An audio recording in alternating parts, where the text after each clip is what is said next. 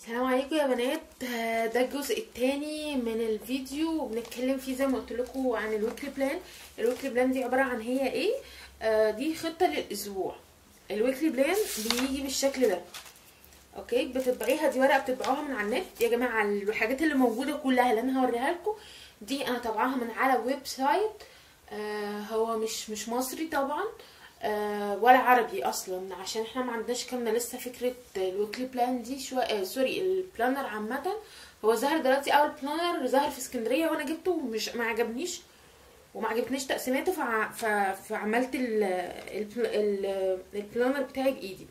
بتيجي بالمنظر ده، بيبقى هي فيها عباره عن ايه؟ زي ما نقول نتيجه فيها الايام بتاعه الاسبوع. على فكره دي لو حد شويه بيعرف يشتغل على الوورد او بيعرف يشتغل اكسل، سهل ان انت تعمليها، يعني مش صعبه. لو انت ما لقيتهاش سهل ان انت تعمليها.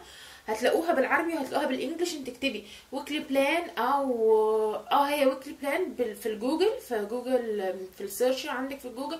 وما ما تدوريش في الويب، دوري في حاجه فوق كده، بيبقى فيه ويب وصور وحاجات تانية كده كتير. اعملي في الصور، هتظهر لك صور للويكلي بلان بالشكل ده. تقدري تطبعيها لما من عندك ابيض واسود او الوان وات ايفر انت عايزه ايه. فبتيجي بالمنظر ده الويكلي بلان.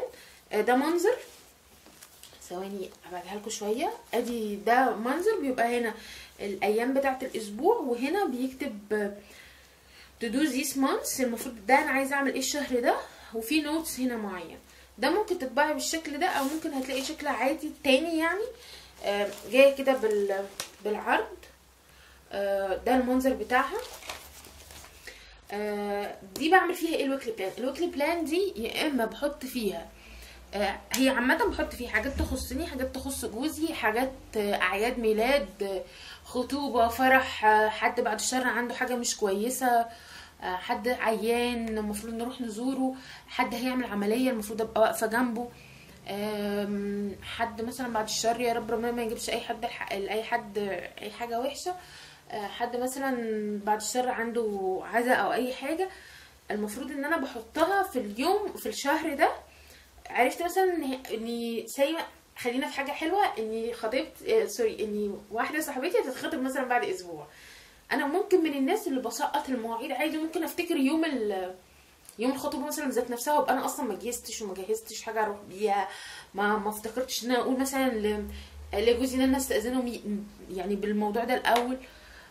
فاحسن حاجه ليا الناس اللي بتسقط كده زي بتنسى تعمل الموضوع ده. هنا الحاجات اللي انتوا شايفينها الالوان دي انا مخصصه كل لون لكل واحد. يعني انا وجوزي وابني كل واحد ليه لون. اعياد الميلاد والخطوبات او كل احداث الايفنت اللي ممكن تكون موجوده في حياتي واخده لون. وفي حاجات كده بتبقى باللون الابيض، دي بتبقى حاجات مهمه جدا، هي تخص اهلي او اهل جوزي او الناس اللي هي قريبه مني قوي. دول لازم ياخدوا لون مختلف عن اي حد. ده بالنسبه للويكلي بلان. بكتب فيها مثلا عندي ميعاد مع الدكتور ليا لابني، عندي خروجه مع اصحابي، عايزه اروح لمامتي، عايزه اروح مثلا عند حماتي، عايزه اروح ازور حد. اي حاجه انت عايزه تعمليها طول الاسبوع، كل الحاجات اللي انا قلت عليها دي بتتكتب في الويكلي بلان. تاني جزء يا بنات اللي هو التو ليست. التو ليست دي قائمه المهام اللي انت بتعمليها كل يوم، او الحاجات اللي انت هتعمليها كل يوم. يومك مش بيترتب ولا يتنظم غير لو كان معاكي تو ليست. التو ليست دي بتعمليها امتى وبتعمليها ازاي؟ التو ليست دي انا بعملها بالليل، يعني اخر اليوم لما اخلص خالص دماغي كده، امسك البلانر بتاعي او اجندتي واكتب انا بكره. سوري يا بنات على الهزه دي، انا اسفه. بكتب ان هو بكره ان شاء الله انا عندي ايه او انا هعمل ايه. بتبقى بمنتهى البساطه، ما بتلخبطليش اليوم، ما بتضايقنيش، بتبقى حاجه كده ما تخليش يومي يبقى مش مظبوط. برضو بتتبع من على النت بنفس الطريقه اللي انا قلت لكم عليها. بتكتبوا كلمه دو ليست وتطبعوها. انا طبعت دي بالشكل ده. حاجات ماست دو، حاجات لازم تعمليها، حاجات تدو اللي هي هتعمليها قائمتك في اليوم، مكالمات، سكيدول، عندك حاجات، عندك جدول معين ملتزمه بيه، او حد من ولادك عنده حاجه. مورنينج الصبح هتعملي ايه، وبيفور بيد هتعملي ايه، والميه اللي المفروض تشربيها. دي ممكن تطبعيها بالشكل ده، اوكي. وممكن تعملي حاجه تكون مش متكلفه خالص، ان انت تجيبي ستيكي نوتس زي دي كده، وتكتبي بس فيها كلمه تو دو ليست، وتكتبي اليوم والتاريخ وخلاص، وتكتبي الحاجات اللي انت عايزاها تحت. يعني سواء ده او ده، الاتنين افيلبل بالنسبه لك، عشان ما تعمليش حاجه تبقى مكلفه، ما تضغطيش على ميزانيتك في البيت عشان خاطر اعمل بلانر وانظم الدنيا، يبقى هصرف فلوس كتير.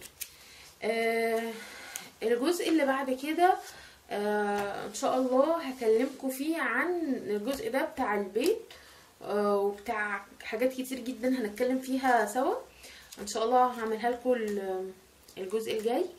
هتكلم عن البيت والنظافه والاكل. هتعملي كلمه شهيره، هناكل ايه النهارده، ازاي نتخلص منها، وازاي ننظم امور البيت، وازاي ننظم الشوبينج شويه عشان المصاريف بتاعتنا ما تبقاش زياده.